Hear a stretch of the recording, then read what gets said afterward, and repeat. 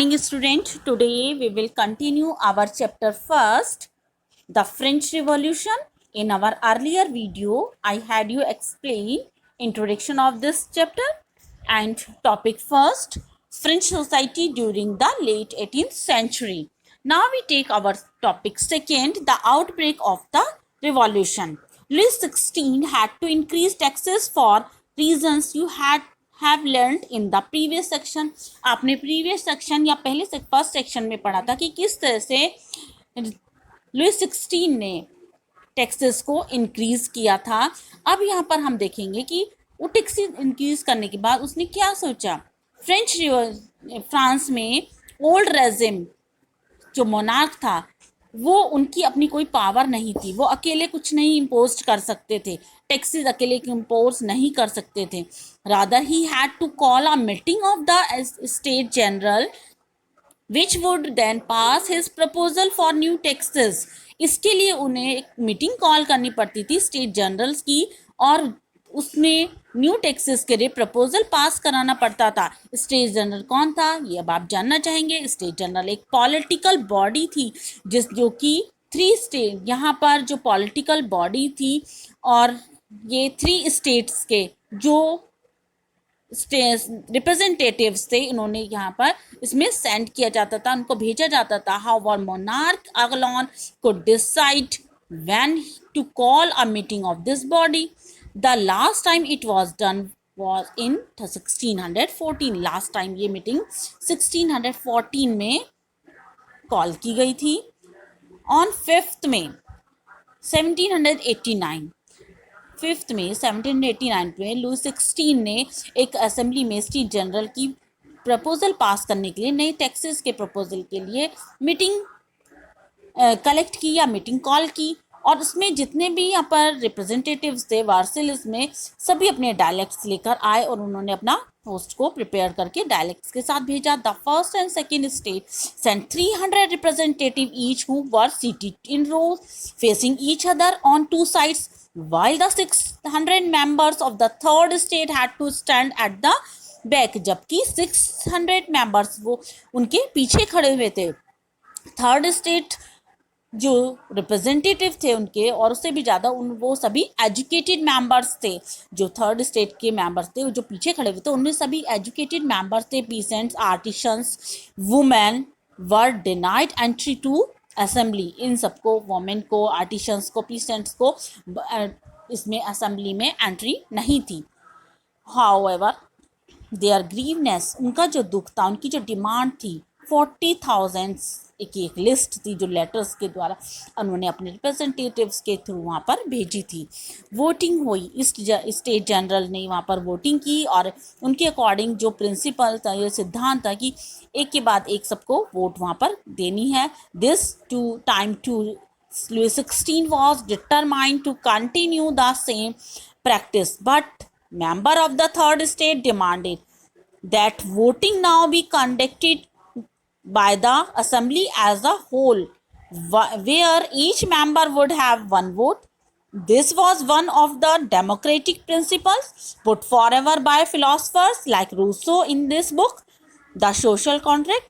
When the king reject, जब king ने reject कर दिया उनकी मीटिंग को, तो यहाँ पर ये प्रपोजल असेंबली में इसके लिए प्रोटेस्ट करने के लिए थर्ड स्टेट के मेंबर्स जो थे वो वहाँ पर खड़े हो गए। The representative of third state view themselves as spokesman in the whole France nation.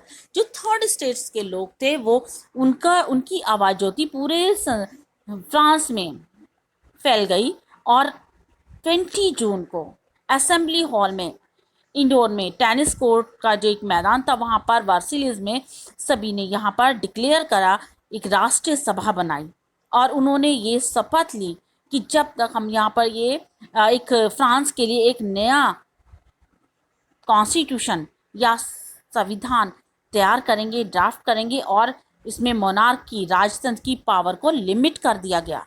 They were led by मिराबो and एबेसियस।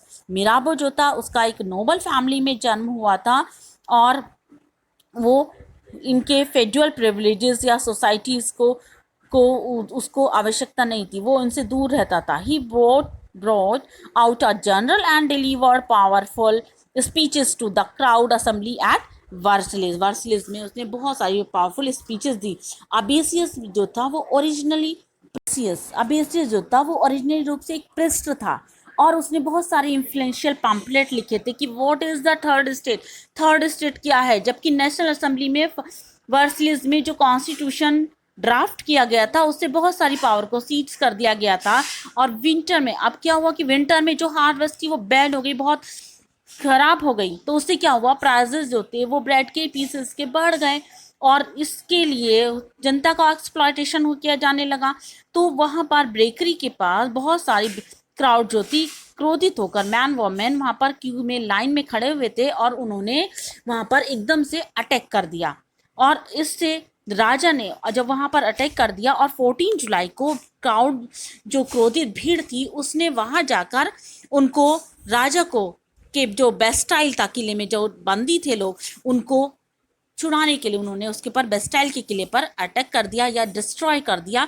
और उन सबके आक्रमण को या उनके रिवोल्ट को, दंगों को दबाने के लिए, ख़त्म करने के लिए राजा ने पेरिस में ऑर्डर दिया अपने ट्रूप्स को। ये मैंने आप लोगों को स्टार्टिंग में बताया था इन द कंट्री साइड। और इस तरह से ये र्यूमर स्प्रेड हो गया गांव से गांव, शहर से शहर, सभी जगह पर ये यहाँ क्रांति जो है फैल गई। और जितने भी लोग थे सभी ने वहाँ पर लूटना स्टार्ट कर दिया, ग्रेन्स अनाजों को लूट लिया, जितने भी उनके रिकॉर्ड थे उनको, उन ड्यूज को जो रिकॉर्ड थे उनको जला दिया गया। और नोबल्स जो थे उनके होम्स को, घरों को के ऊपर अटैक कर दिया गया। कुछ वहाँ से अपने आप को बचाने के लिए नेबरिंग कंट्री में भाग गए। Face with the power of his revolt, इस तरह से उनको बहुत सारी इस रिवॉल्ट को फेस करना पड़ा। लुइस 16 ने भी नेशनल असेंबली के जो सिद्धांत थे उनको एक्सेप्ट किया, क्योंकि इस कॉन्स्टिट्यूशन के द्वारा राजतंत्र के जो नियम थे उनको बहुत चेक कर दिया गया, उनको रोक दिया गया, पाबंदी लगा दी गई। इस नाइट 4 अगस्त 1789 की रात को असेंबली ने एक बिल पास किया गया, और उसमें जितने भी फेड्यूल सिस्टम थे उनको, टैक्सेस को अबॉलिश कर दिया गया। और क्लर्जी के ने भी बहुत सारे ऐसे प्रिविलेजेस थे उनको गिव अप कर दिया। टिथे जो टैक्स था उसको भी वहां पर अबॉलिश कर दिया गया, और चर्च की संपत्ति को कॉन्फिस्केटेड या उसको जब्त कर लिया गया। इसका परिणाम ये हुआ कि government acquire asset worth eight billion to billion livre, और इस तरह से वहां पर जो गवर्नमेंट का जो टैक्स था वो खत्म कर दिया गया। नेक्स्ट है 2.1 सब topic, France become a constitutional monarchy. अब फ्रांस एक कॉन्स्टिट्यूशनल मोनार्की या संवैधानिक राजतंत्र हो गया। The national assembly completed the draft of the constitution in the 1791. Its main object was to limit the power of the monarchs. These power, instead of being concentrated in the hands of one person, were now separate and assigned the different institutions, the legislature, executive and judiciary. इस तरह से इस power को different groups में divide कर दिया गया। The made France this made a France constitution monarchy. Figure 7 में आपको यहाँ पर क्लियर इस पिक्चर में द्वारा शो किया गया है। 1791 में जो कॉन्स्टिट्यूशन की पावर थी वो खत्म कर दी गई, और नेशनल असेंबली को इनडायरेक्टली इलेक्ट किया गया, और जिस सिटीजन्स थे उनको वोट देने का राइट दिया गया। नॉट ऑल सिटीजन, सबको वोट देने का राइट नहीं था, सिर्फ 25 ईयर से जो अबव व्यक्ति थे या पर्सन थे, और जो टैक्स पे करते थे। At least 3 days of labour wages were given to the status of active citizen. वही एक्टिव सिटीजन कहलाते थे जो वोट देते थे। They were entitled to vote. The remaining man और women were classed at passive citizen. जिसके जो बाद रिमेनिंग थे उनको पैसिव सिटीजन के नाम से जाना जाता था। To qualify as an elector and then as a member of assembly, a man had to belong to the highest bracket of taxpayer. The constitution began with declaration of right. जो constitution start किया गया वो declaration of right या man के अधिकारों की घोषणा के साथ स्टार्ट हुआ, कि उसमें ये अधिकार दिए गए कि हर व्यक्ति को right to life, freedom of speech, freedom of opinion, equality before the law were established as natural and inalienable rights that is they belong to each human being by birth। हर एक व्यक्ति को बाय बर्थ ये सारे rights प्राप्त होंगे और ये उसके नेचुरल राइट्स होंगे जो उसे स्वाभाविक जन्म के बाद ही मिलेंगे। Next, reading political symbols. अब कुछ ऐसे पॉलिटिकल सिंबल्स थे 18th सेंचुरी में, मैन और women who could not read and right, जो पढ़ नहीं सकते थे, उनको कुछ ऐसे सिंबल्स दिए गए जो फ्रीक्वेंटली इनका यूज़ करके वो अपने व्यूज़ जो हैं या अपनी बात को वो दूसरे तक पहुंचा सकते थे।